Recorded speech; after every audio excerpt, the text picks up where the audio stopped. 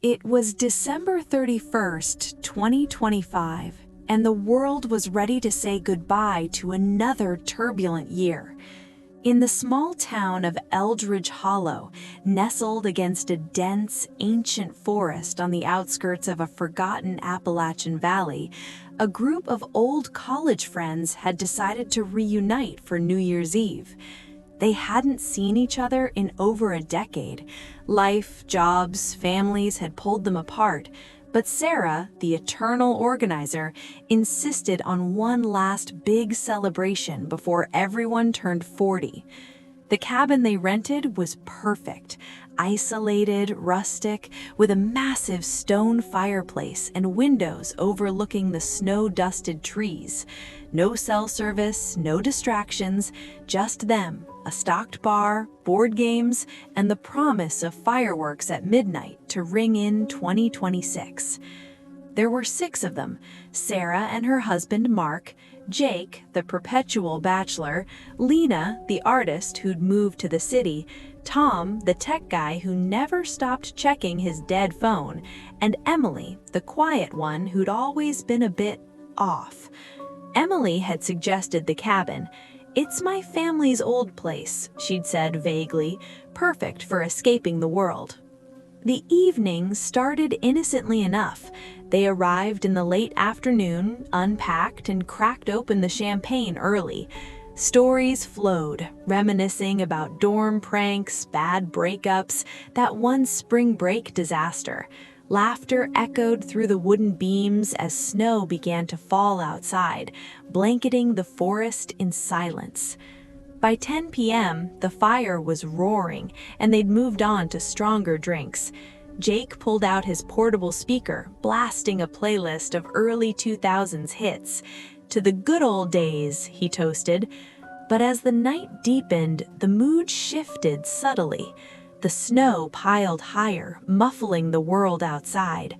Tom joked about Y2K fears, how people thought the world would end at midnight back in 1999. "Imagine if it actually happens this time," he laughed. No one laughed back for long. Emily was quiet most of the night, staring out the window into the dark woods. "The forest remembers," Emily muttered at one point. Sarah asked what she meant, but Emily just smiled and changed the subject. At 11:30, they decided to bundle up and head outside for the fireworks. Jake had brought a stash, illegal ones, big and loud. The group trudged through the knee-deep snow to a clearing about 100 yards from the cabin, flashlights bobbing in the blackness. The forest loomed around them, thick pines swallowing the light. It was eerily quiet. No wind, no animals, just their breathing and crunching footsteps. 10 minutes to midnight," Mark shouted, checking his watch. They set up the fireworks, laughing nervously as fingers fumbled in the cold. Lena lit a sparkler, its glow casting flickering shadows on their faces. Then the first whisper came. It was faint, like wind through branches, but there was no wind. "Count down." Everyone froze. "Did you hear that?" Lena asked. "Probably the echo from town," Jake dismissed, but his voice wavered. They shook it off and started the countdown early, cheering as Jake lit the first fuse. The rocket shot up, exploding in a burst of red and gold. Beautiful, normal. But as the sparks faded, the whispers returned, louder, overlapping, dozens of voices, maybe hundreds, rising from the trees. 10, 9, 8. The group looked around wildly. The voices weren't coming from them, they were coming from the forest. Sarah grabbed Mark's arm. "What the hell is that?" Tom shone his flashlight into the woods. Nothing. Just endless black trunks. 7, 6, 5. The voices were everywhere now, a chorus of the dead or something worse, raspy, ancient, hungry. Panic set in. "Let's go back inside," Lena screamed. They ran, stumbling through snow as another firework went off unattended, blue sparks illuminating shapes between the trees. Pale figures, standing motionless, watching. 4, 3, 2. The cabin door was locked. No one remembered locking it. Emily stood calmly behind them, smiling. "It's tradition," she said softly. "The forest takes one every year to reset the count." 1. The voices thundered now, shaking the ground. Midnight struck. The fireworks exploded in a frenzy, but the light revealed horror. The figures from the trees were closer, former revelers, frozen in party clothes from decades past, confetti stuck to decayed skin, Happy New Year hats crooked on skulls, abandoned celebrations, eternal. Jake screamed first as hands, cold, bony, emerged from the snow, grabbing ankles. Lena vanished into the dark, her cry cut short. Tom tried to run, but the whispers became a roar, pulling him back. Sarah and Mark pounded on the door. Emily opened it from inside, her eyes hollow. "I warned you, the hollow doesn't let the year end without a sacrifice. My family learned that in 1926. We keep the countdown going forever." As the others were dragged into the forest, joining the silent watchers, Sarah realized the truth. Emily hadn't suggested the cabin. The forest had called her back. The snow kept falling, erasing footprints. By morning, the cabin was empty again, streamers dangling, glasses half full, waiting for the next group to reunite. In Eldridge Hollow, the countdown never truly ends. It just waits for fresh voices to join the chorus. Happy New Year, or whatever comes after. January 1, 2026. Dawn. The snow had stopped sometime after midnight, leaving Eldridge Hollow under a thick, unnatural silence. The cabin looked almost peaceful from the outside, smoke no longer rising from the chimney, windows frosted over, the front door left slightly ajar as if someone had just stepped out for firewood. Inside, Sarah was alone. She sat on the cold hardwood floor in the living room, knees pulled to her chest, staring at the remnants of the party. Half-empty bottles, overturned chairs, a single sparkler burned down to a blackened stick, lying in a puddle of melted wax.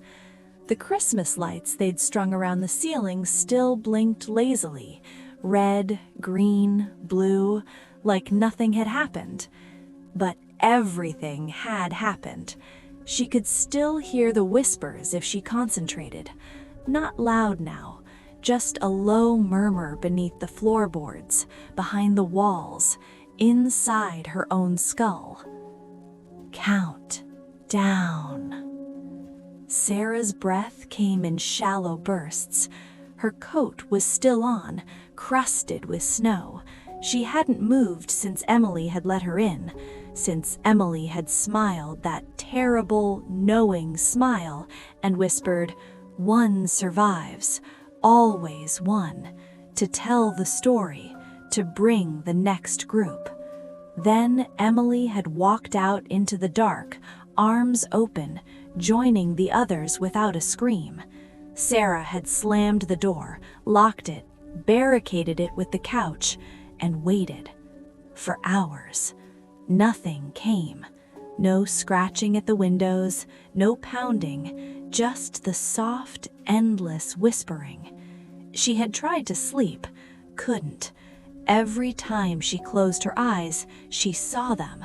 Jake's face as the hands pulled him under the snow, Lena reaching toward her, mouth open in a silent scream, Tom clawing at the frozen ground, Mark, her husband, looking back at her one last time with confusion, then acceptance as the figures in decayed party hats closed around him, and Emily walking willingly.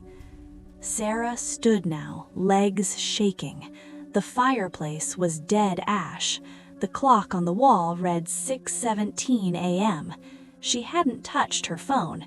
It was dead anyway. No service, no way out. She needed to leave.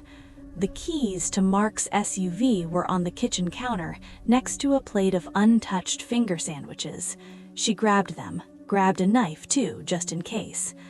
The front door creaked as she pushed the couch aside.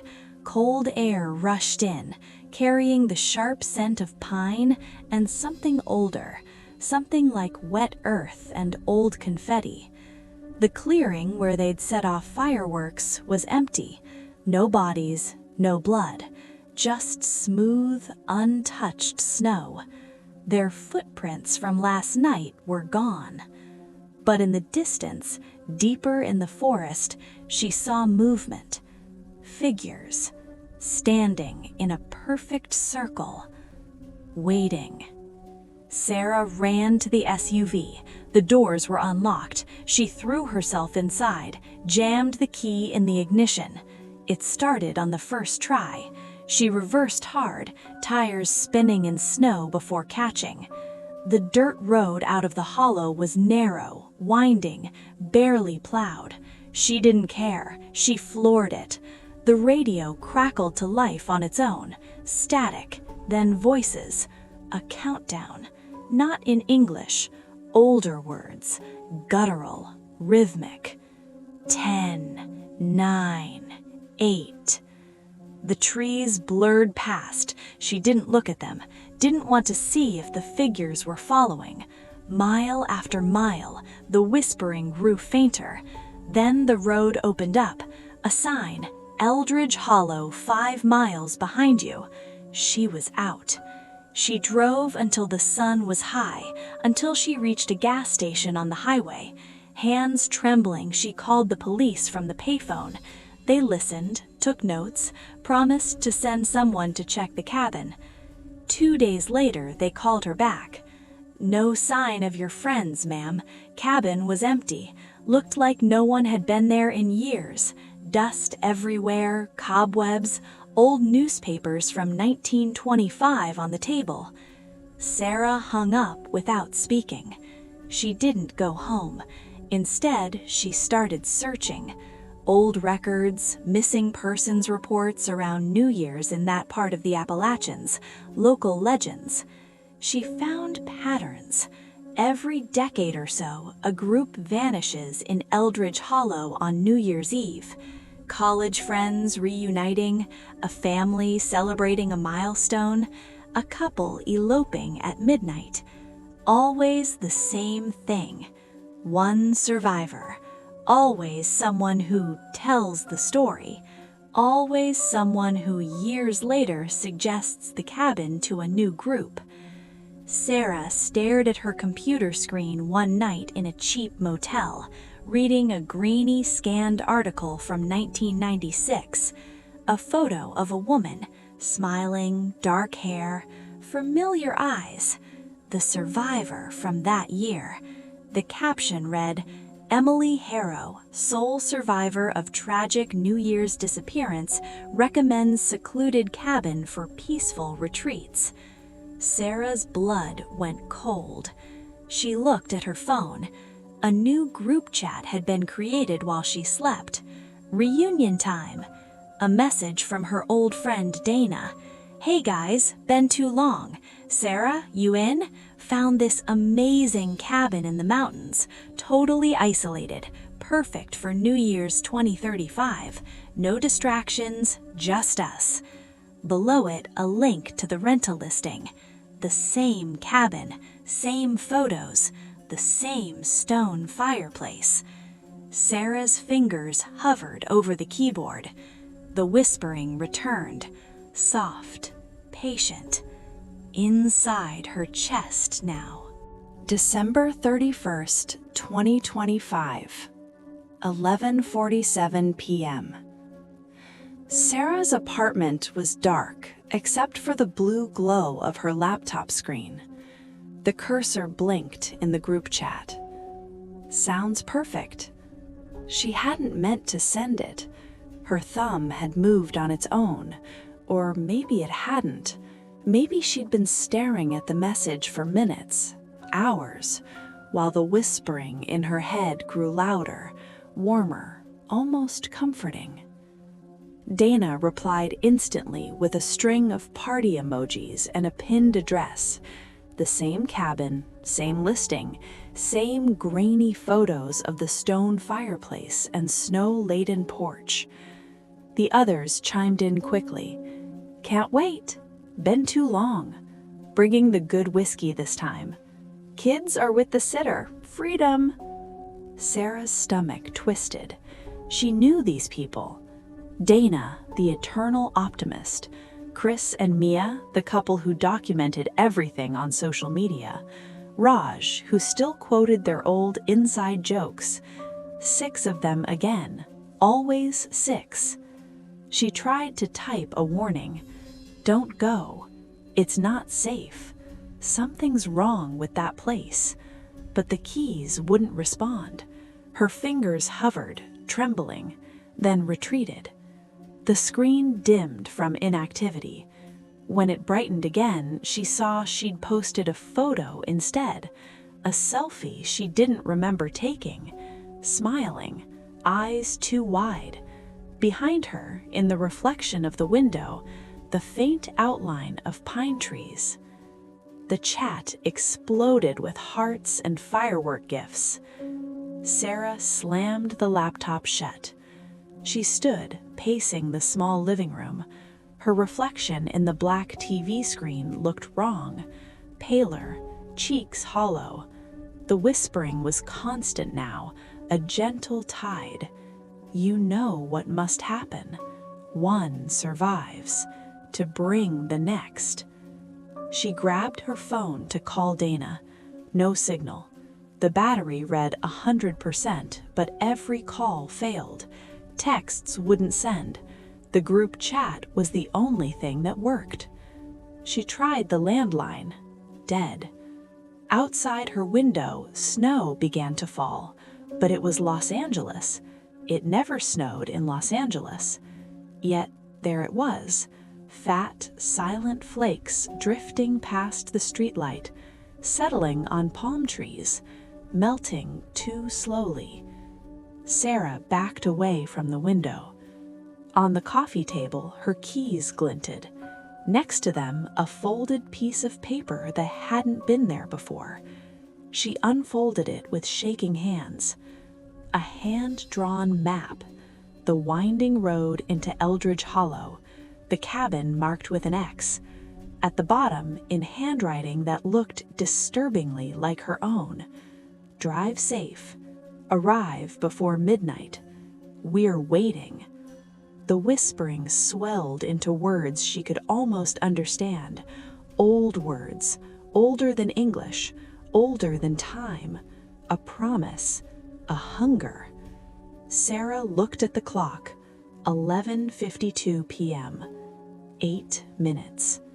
She could fight it. She could run, throw the keys away, smash the laptop, barricade the door. But deep down, in the place where fear and resignation meet, she already knew. The forest didn't just take bodies, it took the story forward.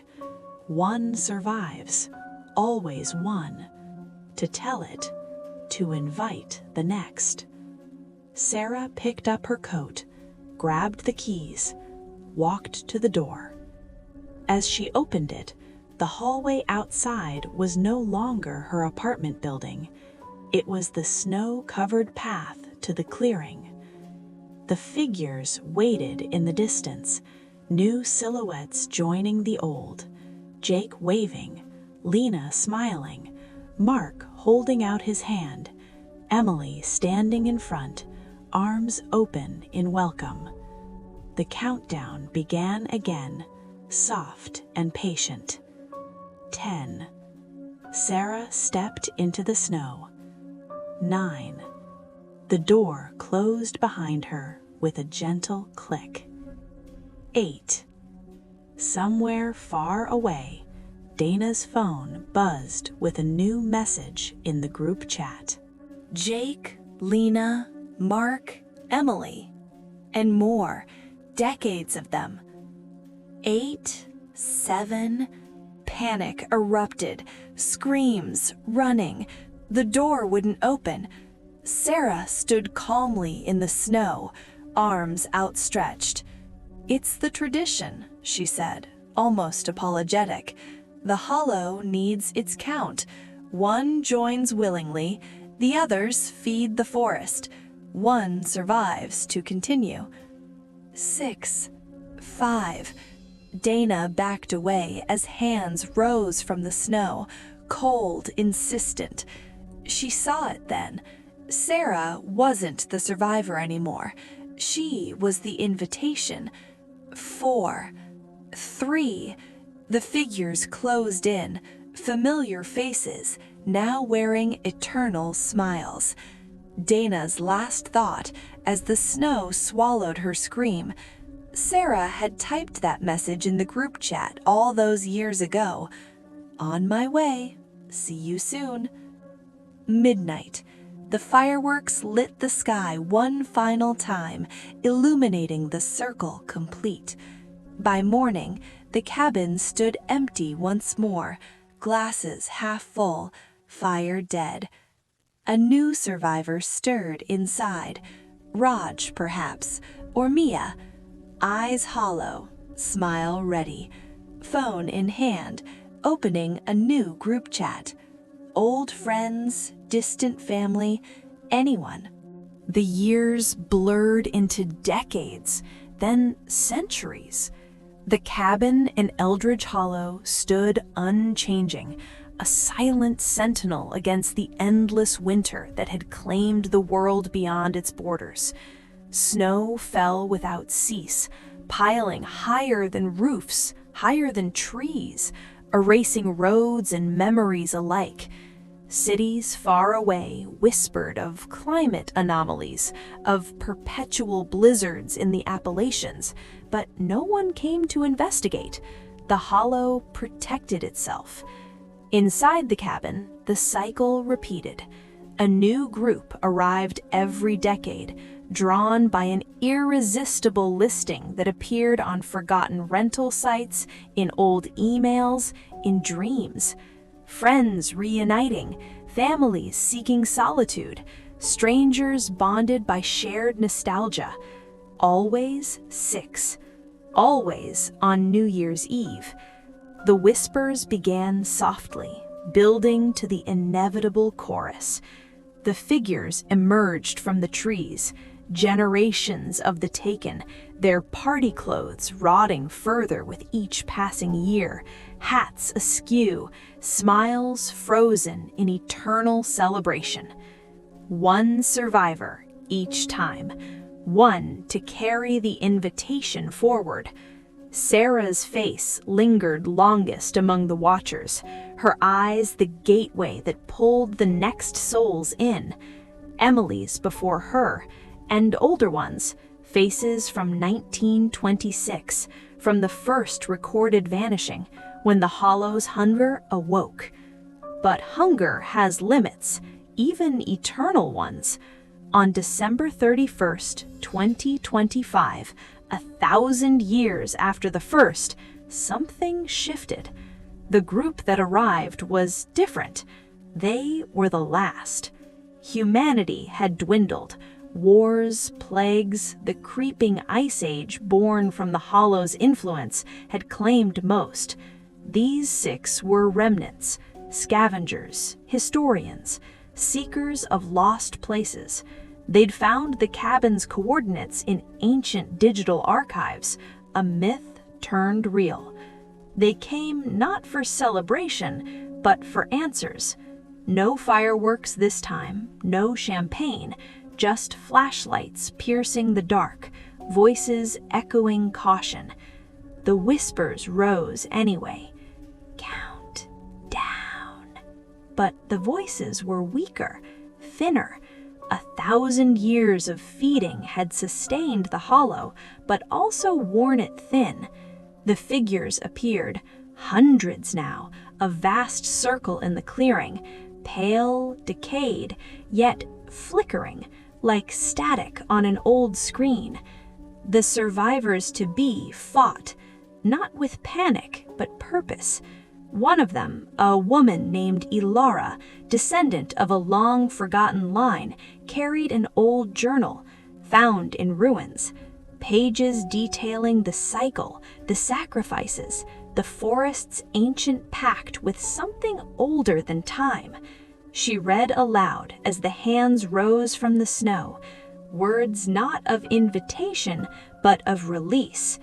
Old words, the same guttural tongue the whispers used. A reversal. The chorus faltered. 10, 9. The figures wavered, reaching not with hunger, but desperation. Ilara stepped forward, unafraid. She understood now. The hollow wasn't a predator. It was a prison.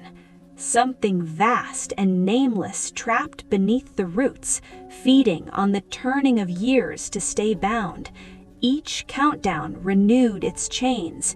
Each sacrifice strengthened the seal.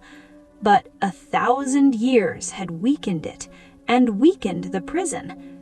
8, 7. Ilara finished the incantation. The ground trembled. Snow erupted upward in geysers as roots, black, twisted, alive, burst from the earth. The figures screamed, not in rage, but relief, bodies crumbling to ash, confetti and hats swirling in a sudden wind.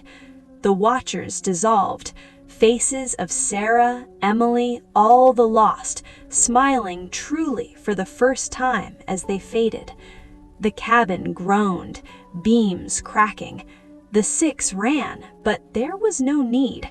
The hollow imploded inward, a vortex of snow and shadow swallowing the clearing, the trees, the cabin whole. When the storm cleared, dawn broke over bare earth. No snow, no forest, just a crater steaming in the cold air. Green shoots already pushing through soil, untouched for millennia. The cycle broke. The countdown ended, not with midnight, but with silence. Far away, in warming cities, people looked up as the eternal blizzards ceased. Clocks ticked forward without whisper. Years turned freely. But sometimes, on quiet New Year's Eves, a faint echo lingers in the wind. A single voice, grateful and free. Thank you. The hollow is gone. The eternal winter thaws. And the new year finally, truly begins.